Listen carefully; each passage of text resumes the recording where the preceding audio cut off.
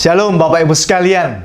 Selamat pagi, salam semangat di dalam Tuhan Yesus Kristus. Pagi hari ini kembali mari bersama-sama kita merenungkan sedikit bagian daripada firman Tuhan. Sebelumnya mari kita bersama-sama berdoa. Bapa di sorga, kami berdoa mohon pertolongan daripada Tuhan, berkat supaya kami dapat mengerti bagian firman-Mu ini ya Tuhan, yang menolong kami melihat kebaikan Tuhan, kasih Tuhan, kuasa Tuhan, juga kesetiaan Tuhan. Berkati saat kami membaca dan merenungkan firman-Mu ini, sehingga kami semua diberkati melalui perenungan ini.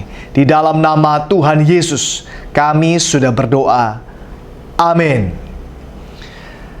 Bapak Ibu sekalian, kadangkala kita lupa bahwa ada Tuhan di dalam hati kita. Kadangkala kita berpikir bahwa kalau kita punya Tuhan, itu artinya sesuatu yang berkaitan dengan yang akan datang, sesuatu yang di masa depan, bahwa Tuhan akan menyelamatkan kita, bahwa Tuhan akan memberikan sorga kepada kita, bahwa Tuhan akan menjamin bahwa kita pasti akan mendapatkan tempat di sorga bersama-sama dengan Tuhan nanti. Sesuatu yang orientasinya berpikir tentang masa yang akan datang. Tetapi kita lupa bahwa tatkala kalau kita punya Tuhan di dalam hati kita, justru sebetulnya juga manfaatnya adalah untuk hari ini, untuk sekarang ini, untuk di dalam hari-hari yang kita lewati ini.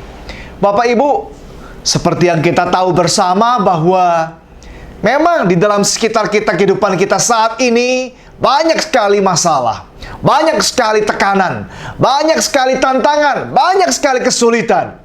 Karena faktor ekonomi, karena faktor dengan keamanan, cuaca, kesehatan, dan lain sebagainya.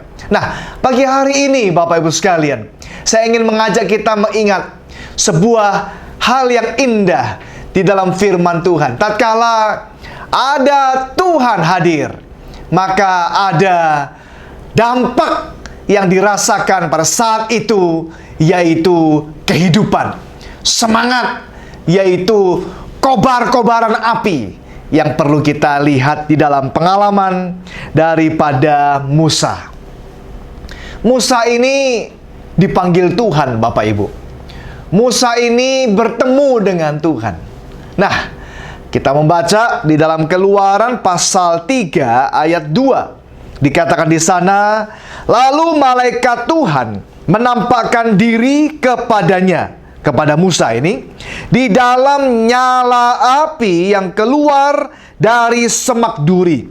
Lalu ia melihat dan tampaklah semak duri itu menyala, tetapi tidak dimakan api.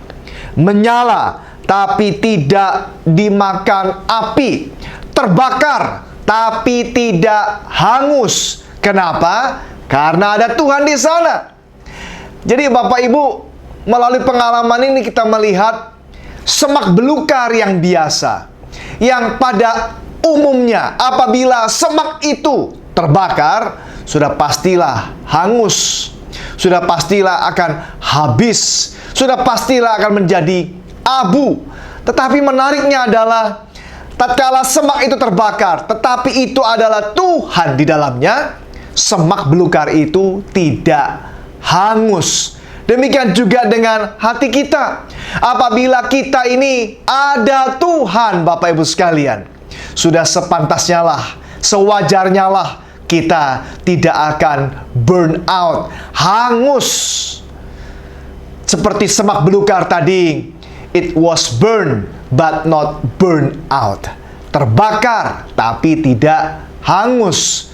Bapak Ibu, kita boleh mempunyai masalah di dalam kehidupan kita, tetapi seharusnya kita tidak akan terbakar sampai kita habis sampai kita layu, loyo, tak berdaya, lemah, putus asa, kecewa, tenggelam dalam berbagai macam pergumulan-pergumulan sehingga kita tidak bisa melakukan kehidupan kita yang baik. Nah, mari kita lebih dalam lagi melihat bagaimana Tuhan itu menyatakan kasih-Nya kepada Musa. Kita melihat yang pertama, bahwa Tuhan itu mau datang kepada Musa. Tuhan datang kepada Musa. Bapak Ibu, saya pikir-pikir siapa itu Musa? Sampai Tuhan tuh mau datang kepada dia. Sampai Tuhan mau menampakkan diri. Sampai Tuhan mau berbicara kepada Musa. Sampai Tuhan tuh menyediakan waktu secara khusus pribadi bercakap-cakap dengan Musa. Siapa itu Musa? Apakah dia adalah orang besar, pejabat besar, seorang yang sangat berpengaruh, orang yang mempunyai posisi yang tinggi? Dalam posisi saat ini, sebetulnya Musa itu bukan siapa-siapa. Dia adalah seorang pembunuh. Dia sudah membunuh. Dia melarikan diri. Saat ini dia adalah orang yang melarikan diri ke Midian. Bapak Ibu, dia membunuh orang Mesir. Karena orang Mesir itu memukul orang Israel, orang Ibrani. Jadi Musa membela orang Israel, kaum sebangsanya. Dia membunuh orang Mesir itu, dan orang Mesir itu mati. Kemudian dia ketahuan oleh Firaun. Kemudian dia harus melarikan diri ke Midian. Seorang pembunuh, seorang pelarian, seorang hanyalah orang biasa, orang yang saat itu dia juga sedang menggembalakan domba yang juga bukan domba miliknya. Itu adalah domba milik mertuanya, yaitu Yitro. Dia sedang menggembalakan domba. Seorang yang sebetulnya saat itu orangnya tidak apa-apa, orang yang terpuruk. Kalau bukan Tuhan yang memanggil dia, maka dia bukan siapa-siapa. Dia akan tetap seperti itu. Dia akan mati seperti itu. Dia akan hidup seperti itu. Dia tidak ada apa-apa di situ. Tetapi Tuhan karena kasih-Nya yang luar biasa mendatangi Musa, berbicara kepada Musa, dan secara pribadi bercakap-cakap kepada Musa, menampakkan diri kepada Musa dalam bentuk semak belukar yang terbakar tadi, tetapi tidak hangus. Tuhan datang kepada Musa. Ini adalah sebuah bentuk kasih yang besar daripada Tuhan kepada Musa. Selain itu, Bapak Ibu sekalian, Tuhan bukan hanya datang kepada Musa, tetapi juga Tuhan itu meyakinkan Musa. Saya juga pikir-pikir, kalau Tuhan sebagai Allah, sebagai Tuhan yang bisa mengubah hati orang, yang bisa meyakinkan orang dalam sekejap, yang bisa membuat yang tidak ada menjadi ada, bukankah Dia bisa dengan sekejap juga meyakinkan Musa? Tetapi dengan sabarnya, kalau kita membaca kisah bagian ini, Tuhan itu pelan-pelan satu persatu menjawab semua keberatan, semua keraguan daripada Musa. Paling sedikit ada 5 keberatan di sini yang diajukan oleh Musa, pertanyaan-pertanyaan yang diajukan oleh Musa kepada Tuhan, dan Tuhan menjawab satu persatu. Luar biasa. Sampai pada akhirnya Musa habis pertanyaan, habis keraguan. Dia dengan mantap pergi. Misalnya salah satu pertanyaan yang diajukan oleh Musa adalah, Tuhan, siapakah namamu? Tuhan berkata, aku adalah aku. I am who I am. Saudara sekalian, kita melihat di sana Tuhan menjawab satu persatu pertanyaan-pertanyaan Musa. Sampai Musa berkata, Tuhan, aku ini bukan seorang yang fasih lidah. Aku bukan orang yang pandai berbicara. Aku bukan orang yang biasa berbicara secara terbuka di hadapan umum kepada orang banyak. Tuhan berkata, ada Harun, saudaramu. Dia akan menjadi juru bicaramu. Sampai pada akhirnya Musa mengajukan, Tuhan, sudahlah, tidak usah suruh saya, suruh yang lain saja. Jangan kirim saya, jangan utus saya, utus yang lain saja. Sampai separah itu Musa itu menolak, ragu, tidak mau. Tetapi Tuhan dengan sabar, Tuhan dengan baik, dengan penuh kasih, meyakinkan, menjawab. Terus sampai Musa mantap. Sampai Musa, iya, sampai Musa hatinya bulat menerima panggilan ini. Kasih Tuhan luar biasa, Bapak Ibu.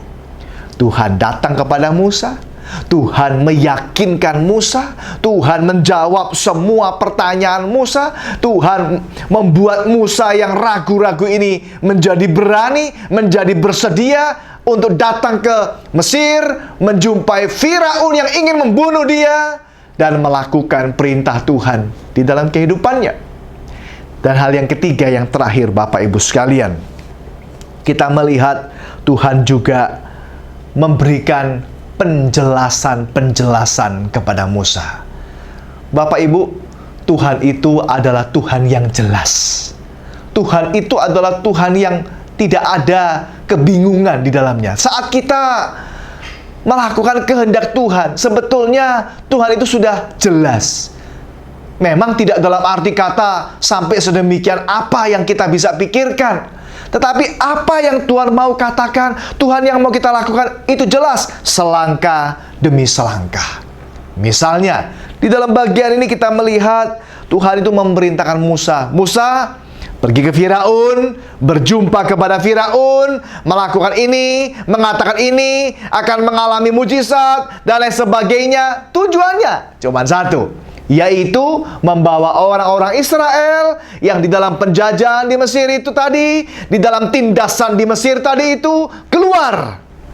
Pergi ke pegunungan ini, pegunungan Midian. Pergi ke tempat ini untuk menyembah aku. Jadi jelas, Bapak Ibu.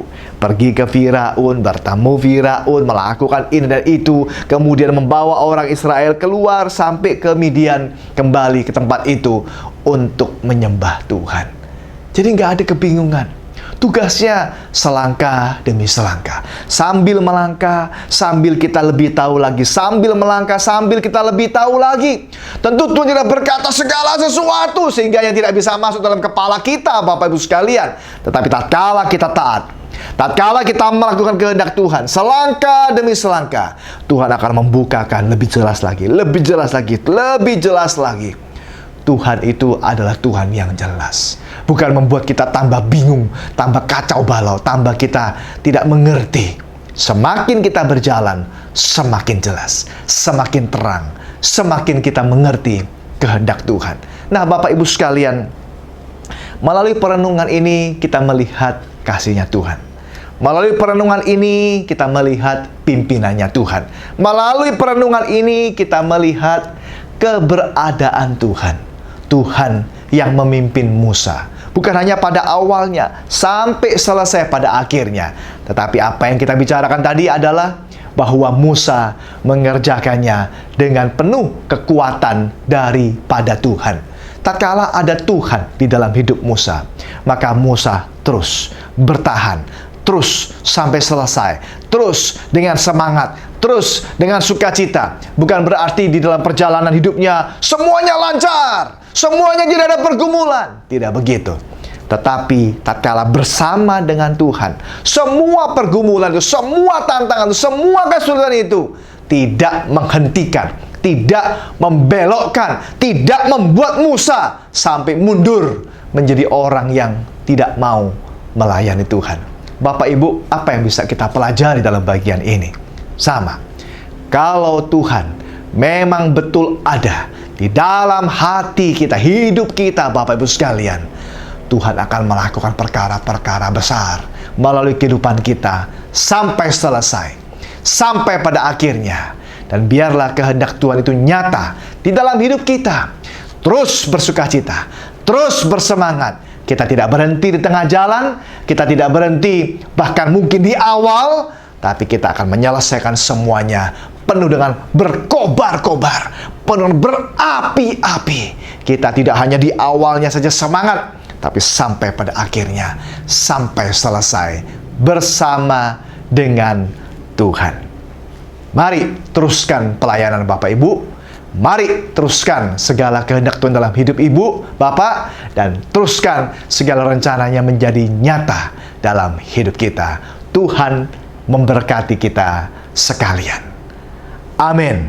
Mari kembali kita berdoa.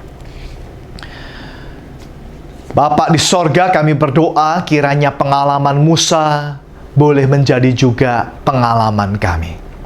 Bagaimana saat dia disertai oleh Tuhan, maka dia dapat menyelesaikan semua pekerjaan Tuhan di dalam kehidupannya. Terus dengan bersemangat, terus dengan hati yang berkobar-kobar, hati yang berapi-api, dia mengerjakan pekerjaannya bersama dengan Tuhan.